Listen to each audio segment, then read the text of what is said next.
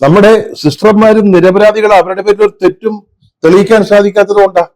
അപ്പൊ പറയും ജാമ്യത്തെ NIA-യോ ഛത്തീസ്ഗഡ് സർക്കാരോ എതിർത്തില്ലല്ലോ എന്ന്. എതിർത്തു പിതാവേ, എതിർത്തു. വിധിന്യായത്തിൽ വളരെ കൃത്യമായിട്ട് പറയുന്നുണ്ട്. Learned public prosecutor for NIA have raised formal objection. അപ്പൊ അത് ഫോർമൽ ഒബ്ജക്ഷൻ ആണ്, ശക്തമായിട്ട് എതിർത്തില്ല എന്നാണല്ലോ BJP പറയുന്നത്.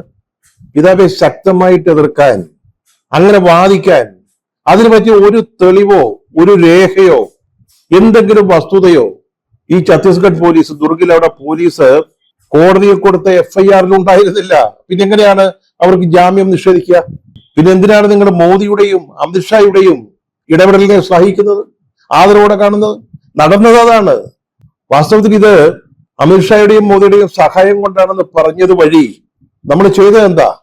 ഈ രണ്ട് കന്യാസ്ത്രീകളുടെ നിരപരാധിത്വത്തെ നമ്മൾ മാനിക്കുന്നില്ല എന്ന് വ്യക്തമാക്കുക ചെയ്തത്.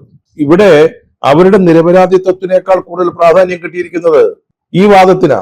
കേന്ദ്ര സർക്കാരിന്റെ നയം, ഇടപെടൽ, നിലപാട്. വാസ്തവത്തിൽ അതാണോ ശരി?